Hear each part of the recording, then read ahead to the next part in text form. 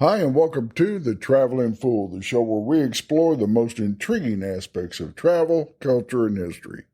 I'm your host, Bob Bales, and today I'm taking you to a place where we uncover the legends and myths behind a Choctaw Maiden, Medal of Honor Valor, and a tunnel to nowhere. So stay tuned and we'll be right back.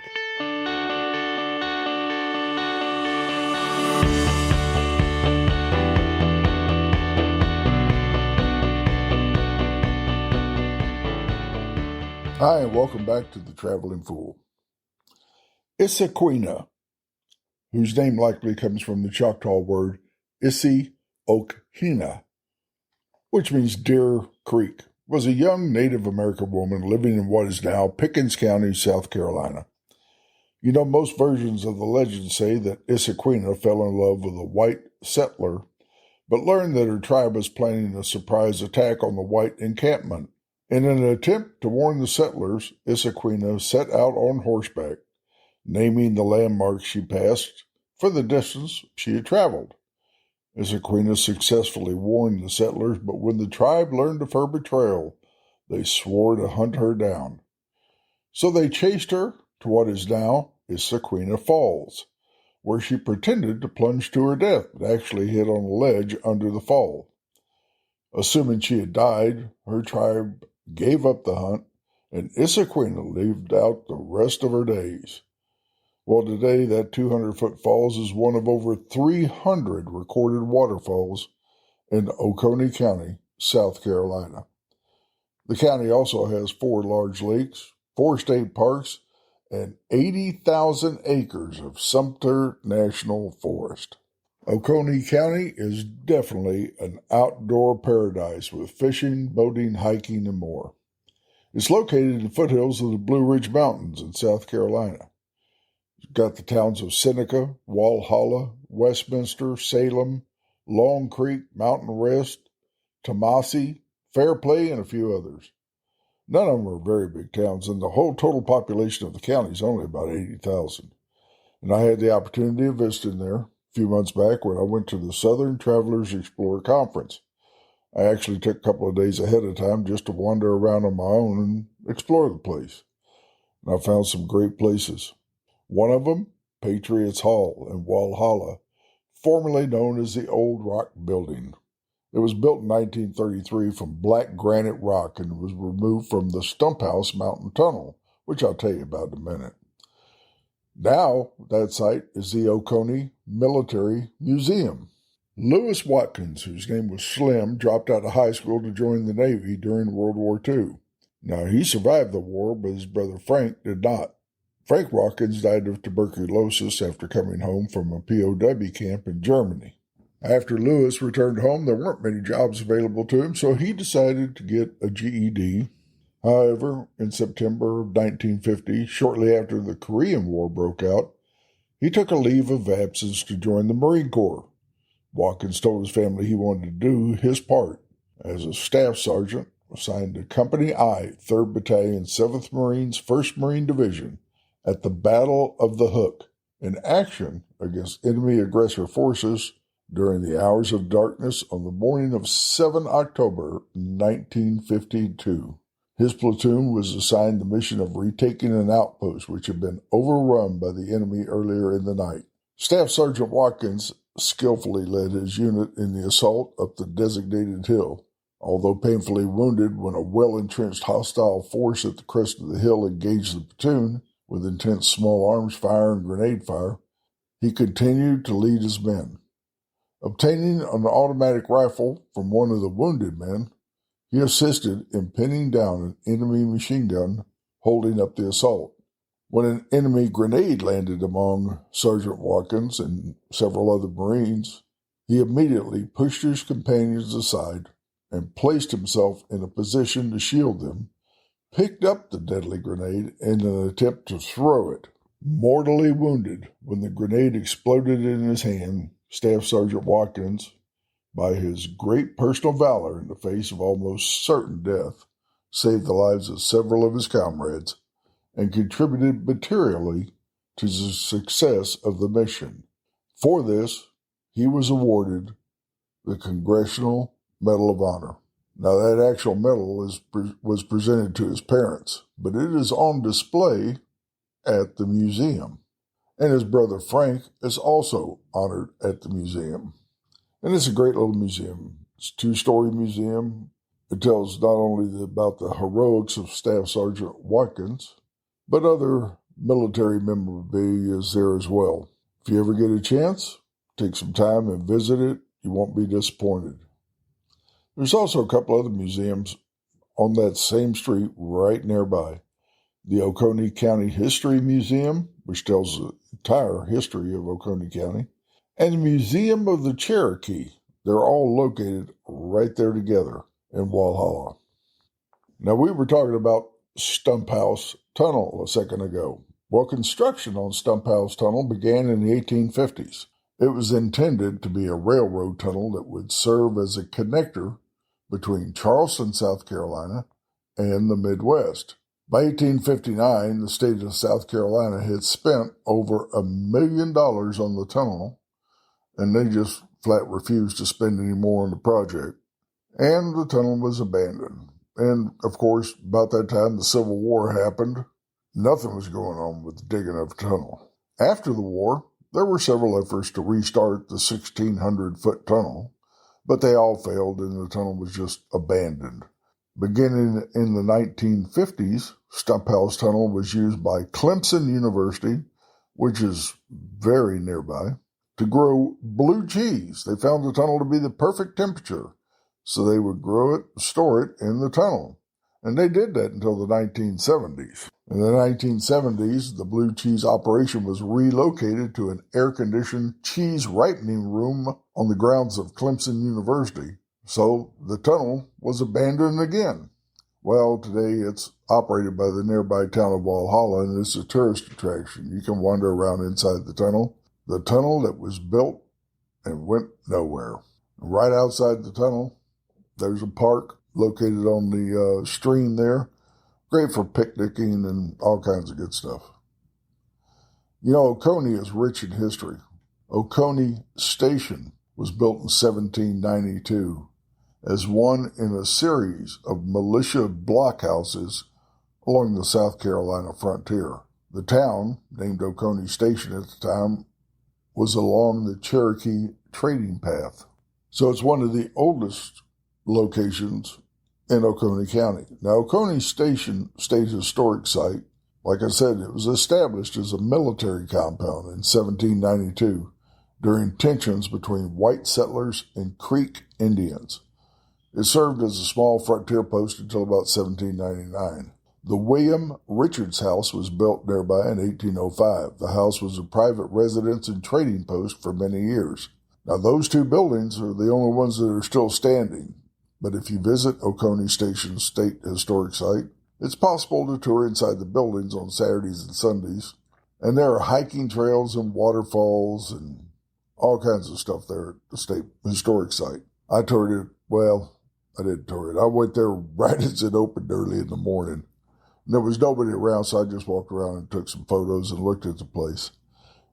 Unfortunately, they weren't open to go inside the buildings when I was there. Another place I visited while I was in Oconee, Choctaw Bell Farms and Distillery. You heard that distillery, you know I was interested. Well, Choctaw Bell Farm is a 200-acre working farm, distillery, and event barn located in Long Creek, South Carolina. Bell's Bistro is located there, and you can have a drink at the distillery there. You can shop at a general store that they have, you play disc golf, and even pick your own fruit. During the 1960s, Long Creek was the largest apple-producing area east of the Mississippi River. Long Creek is also home to the Chattooga River, the first river in the Southwest to be designated wild and scenic by Congress. Now, the farm grows the fruit. They also ferment it, distill it, bottle it, label it, and sell it, all right there at Choctaw Bell Farm Distillery. And the distillery is open for tours and tastings. The Choctaw Bell Farm Distillery was, I guess, the first legal distillery in Oconee County, South Carolina. When I went there, I met the master distiller, Ben Wesley, who got his start by learning the craft working there, and he worked his way up. He's now the master distiller. That man is passionate about producing some great spirits.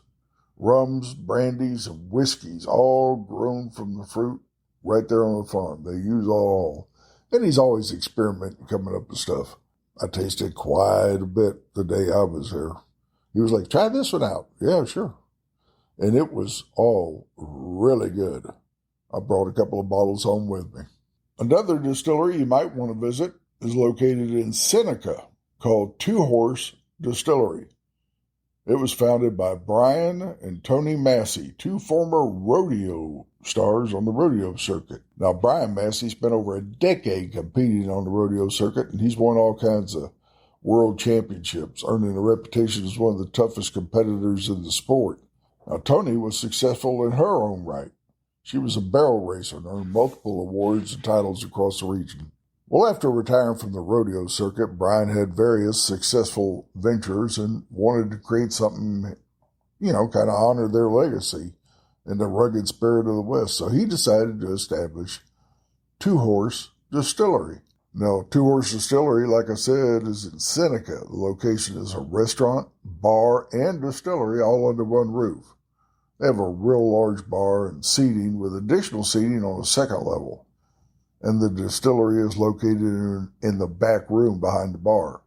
They use locally sourced grains and pure mountain spring water, ensuring that every bottle reflects the unique character of those Blue Ridge Mountains. The distillery's name, Two Horse, is a nod to their rodeo days and the spirit of the West. And he's got a few of his rodeo belt buckles there on display as well. With their whiskey, bourbon, vodka, and gin, they offer up some really good craft cocktails, along with some really good food. Brian gave me a tour of the place, told me how they got started and what they were doing with it. They had just opened not too long before I got there, and they were moving the distillery actually to that location. Up until then, he had somebody distilling the spirits for him at a different location using his recipe, but they were moving all the product and everything there, so where they were going to start actually doing the distilling on site and bottling it right there. I can tell you, they're off to a great start. And the whiskey, it was really good. I said earlier, Oconee County is an outdoor lover's dream. Well, they have Lake Jocassee. That thing spans 7,500 acres, and it was made when Duke Power dammed up the valley for hydropower. It swallowed up farms, homes, and the whole town of Jocassee Valley, under 300 feet of water. In fact, divers have said there's a church steeple and old bridge pilings still down there from when the town was there. They have Lake Keowee, 18,000 acres and 300 miles of shoreline, which is popular for fishing, water skiing, swimming, camping, picnicking, you name it. They also have Lake Hartwell, which is in Fairplay. The lake borders Georgia and South Carolina. It covers 56,000 acres and over 950 miles of shoreline. And there's also Lake Tugalo in Long Creek, or Tugalo, I don't know how you pronounce it. It's in Long Creek, and it's popular for fishing and boating. All kinds of outdoor stuff there. As far as dining goes, man, they had some good food there. And I tried out a lot of different places. I like to go to these locally owned places instead of chain restaurants and stuff when I travel. And places like the Lighthouse on Lake Keowee or Traditions on the lake, those are two really good places to eat there. Two Rivers Public House in Seneca is another good one. Vangelis Bistro, Strickland's, Demas Brothers, all really good places to eat, along with some really cool coffee shops and just a whole lot of other places. They have hiking all over the place in Oconee County as well. Chow-Ram County Park near Westminster's got a 40-foot waterfall, a 2-mile trail with suspension bridges, and a campground by the Chowga River. Oconee State Park is where the 77-mile Foothills Trail starts. You can try the 2-mile Lake Trail to a swimming hole, the 4-mile Hidden Falls hike, or the 6-mile Raven Rock Loop. Chattooga River offers Class 3 and 4 whitewater rafting. You can book with Wild Water Rafting out of Long Creek, South Carolina, or Southeastern Expeditions. They call it the Deliverance Stretch because that's where they filmed that part of the movie. They have top-notch fishing there as well. Kiowa's got largemouth and spotted bass. Hartwell's loaded with crappie and catfish. Devil's Fork State Park rents all kinds of fishing gear. And don't forget, you got Sumter National Forest there that you can explore those 80,000 acres. You know, one thing I didn't expect going into South Carolina, I had never been that part of the country. I'd never been up in the northern part of South Carolina. And this is in the far northwest corner of the state. But it was just how much the past just kept showing up everywhere I looked. You know, Cherokee names on road signs, German churches from the 1850s, got moonshine caves from the 20s dotting up in the hills and the mountains there. They have a tunnel that doesn't go anywhere. I mean, it's like every piece of time left a footprint. And it makes you realize that the U.S. has stories everywhere. You just have to look where the tour buses don't bother going. And Oconee is proof of that. They have a lot of great places to visit, a lot of great stories. And it's not really off the beaten path, but it's pretty close. I mean, there's a lot of people figuring out that Oconee County is the place to go visit for outdoor activities. But it's not overcrowded yet. I don't know how long it will last, but hopefully it lasts for quite a while because everybody was friendly, everybody was helpful. I never met anybody there that when I asked them a question, they just weren't, oh, yes, sir, let me tell you what to do here. Whether I was asking for directions somewhere or asking for something to do or a good place to eat or whatever, they were all just friendly as all get out. And there was just a lot of things to see and do there. I had an absolute blast. I wish I could have stayed there longer. But that's Oconee County, South Carolina for you. Now, if this got you thinking about a trip of your own, well, head to thetravelingfool.com and check out some of the places I've been and some of the reviews I've done. Leave a review on this podcast or tell me about a place I missed in Oconee County that's your favorite. I might use it next time or bring it up in a future podcast. Until then, I wish you safe travels.